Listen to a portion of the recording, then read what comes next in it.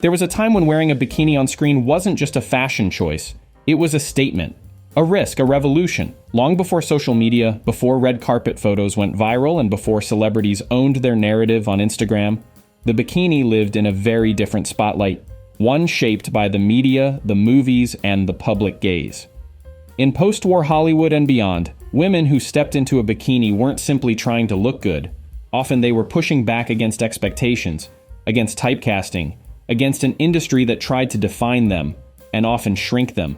And yet, with just a few inches of fabric, they did the opposite. They expanded what it meant to be feminine, powerful, provocative, and in control. These weren't anonymous swimsuit models. These were actresses, icons, legends. Women who, with a single scene or a candid photo, could shift the way millions thought about beauty, confidence, and visibility. Some were praised, some were criticized. All of them were unforgettable. Today, we're looking back at the stars who didn't just wear the bikini. They transformed it. And in the process, they transformed pop culture itself. She didn't say a word. She didn't need to. In Dr. No, 1962, Ursula Andress stepped out of the water wearing a white bikini, a seashell in her hand, and a diving knife at her waist. And in that single moment, everything changed. It was the first James Bond film, a modest production. No one expected it to create a cinematic blueprint. But that scene, it didn't just introduce a character, it introduced a new kind of woman to the big screen. Andress wasn't playing the damsel in distress. She didn't exist to be rescued. She arrived with purpose, physicality, and an energy that said, "I belong here." The press called it iconic. Magazines couldn't stop printing the image. Designers started copying the swimsuit, and decades later, it's still considered one of the most memorable entrances in movie history. But what made it legendary wasn't the bikini. It was how Ursula wore it. Strong, calm, completely in control. She didn't play to the camera. She didn't flirt with the audience. She owned the frame and everything around it. That's why it worked. Because for the first time, a woman in a bikini wasn't decoration. She was the moment. In the early 1980s, there were plenty of teen comedies. Most of them came and went. But Fast Times at Ridgemont High, 1982, gave us a moment that never left pop culture. And Phoebe Cates was at the center of it. It's one of the most paused scenes in VHS history. A red bikini, a backyard pool, and a slow-motion walk that seemed to stop time. On paper, it was just another coming-of-age movie. But that moment, less than 10 seconds long, turned Phoebe into an icon. She didn't say much. She didn't need to. The visual did all the work. But what gets overlooked is why it worked. Phoebe wasn't trying to be seductive. She wasn't playing a fantasy. She was playing a teenage girl, confident, curious, self-aware. And that authenticity is what made it powerful. The scene became famous, the image became a reference, and Phoebe Cates became unforgettable. She didn't build a career on that moment. She moved on, chose a quieter path, and left the spotlight behind. But that one scene still lives rent-free in pop culture memory. The bikini didn't become iconic in a studio, or in a staged publicity shot. It happened quietly under the sun along the French Riviera, with Brigitte Bardot. In the early 1950s, while Hollywood still treated the bikini as something scandalous, Bardot wore it like it was the most natural thing in the world. Not to provoke, not to perform, simply because it was hers. Cannes photographers couldn't get enough. She was often caught in unposed moments. Barefoot on the beach, towel around her shoulders, bikini still drying in the sun. No glamour lighting, no rehearsed angles, just ease, freedom, and complete comfort in her own skin. That casual confidence did more than any headline ever could. It stripped the bikini of its shock value and gave it authenticity. Bardot didn't have to challenge the system with words. Her lifestyle did it for her. While others in the industry carefully protected their public image, she lived without filter. The swimsuit wasn't a costume, it was part of a larger truth. A woman choosing to be exactly who she was, no permission asked, and the world responded. By the end of the decade, her image was everywhere. The bikini, once banned from public beaches, was now a symbol of effortless sensuality. And Bardot was the reason. She didn't need to sell it, she just lived it. And that made all the difference. It was never meant to define her. But for decades, it did. In Return of the Jedi, 1983, Carrie Fisher appeared in what fans would call the Slave Leia outfit, a gold medal bikini, a chain around her neck, and a posture somewhere between rebellion and restraint. The scene lasted minutes. The image lasted generations. Almost overnight, it became one of the most reproduced costumes in sci-fi history. Posters, action figures, Halloween parties, conventions. To some, it was iconic. To others, exploitative. To Fisher herself, It was complicated. In interviews years later, she didn't hide her discomfort. She spoke openly about the way the costume overshadowed her performance, her talent, even her identity. The outfit wasn't her choice, it was part of the job, and yet it became one of the defining visuals of her career. But here's what makes it worth remembering. Fisher never gave away the power. She confronted the narrative, she joked about it, she reclaimed it, and in doing so, turned a costume that once limited her into a conversation she controlled. That moment didn't make her, but it revealed her, smart, self-aware, and far more than the fantasy others projected onto her. The gold bikini may have become a symbol, but Carrie Fisher, she made sure it never became her legacy. It started with a football game. A camera caught her in the crowd, projected her face onto the stadium screen, and just like that, Pamela Anderson went from anonymous to unforgettable. Playboy called within days. The first cover came in 1989. What followed was something no one could have predicted. A global phenomenon powered by a single unmistakable image. The red Baywatch swimsuit. Week after week, she ran down the beach in slow motion, golden hair, sunlit skin, a look that became larger than the show itself. It wasn't just television, it was branding. The swimsuit was simple, Pamela wasn't. She understood how to shape a persona, not just through beauty, but repetition, visibility, saturation. She didn't wait for the media to define her, she gave them the material. Over time, the red suit became more than a costume. It became a symbol of a decade, of television in excess, of femininity packaged for export. But unlike many who were objectified by the machine, Pamela leaned into it and made it work for her. The world saw her as the ultimate fantasy. She saw it as a business move.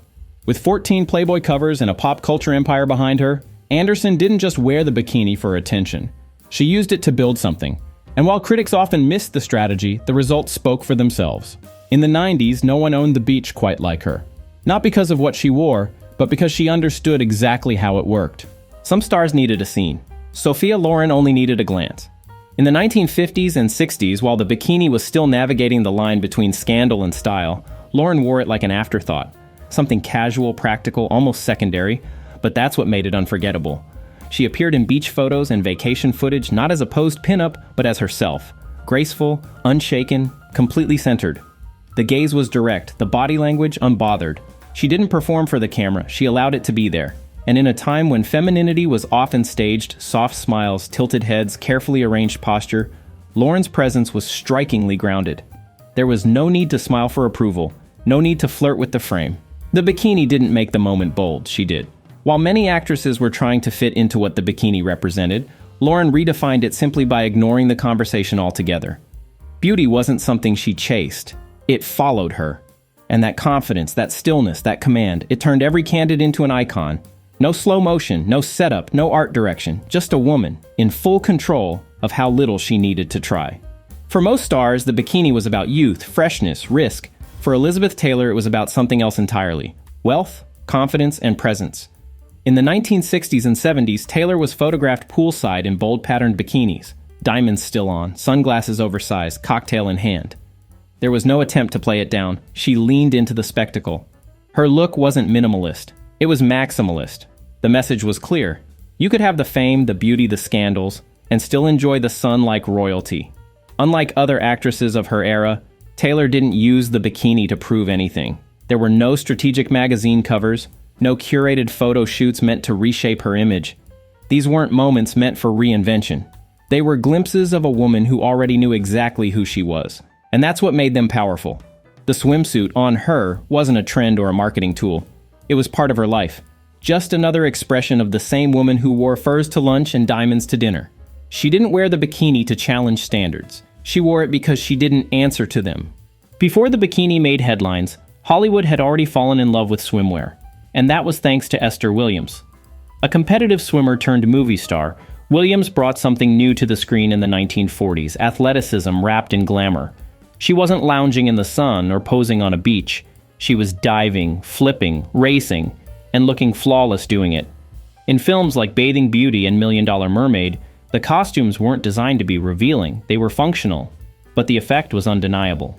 Audiences had never seen a woman take up that much space in the water.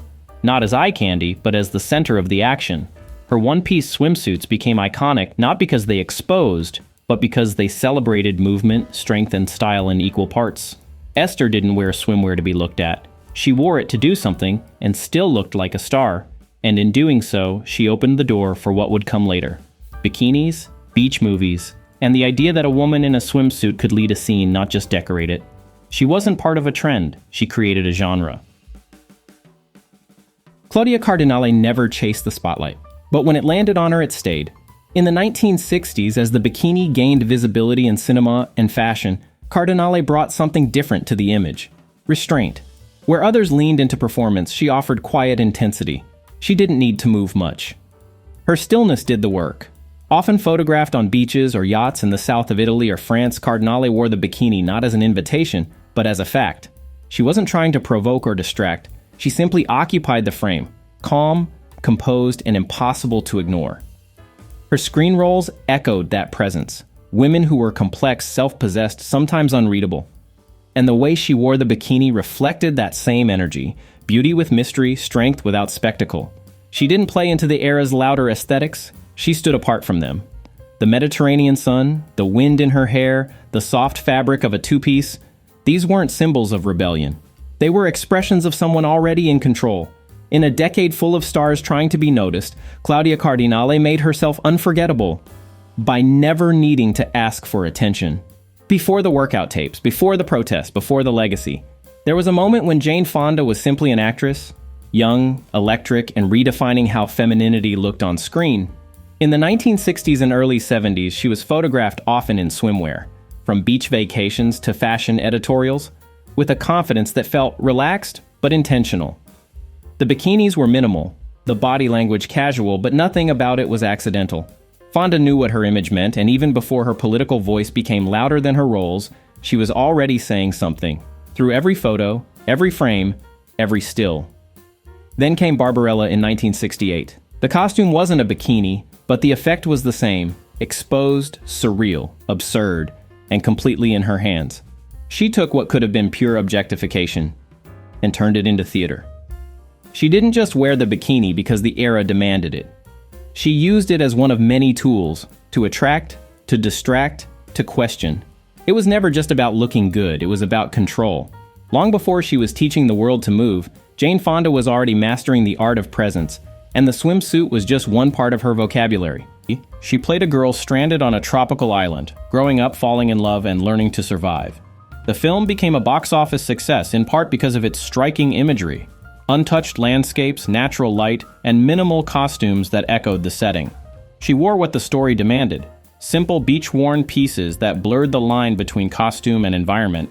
But what audiences focused on wasn't just the role, it was her image. What followed was a whirlwind: magazine covers, talk show appearances, endless questions, most of them directed not at her performance, but at how she looked.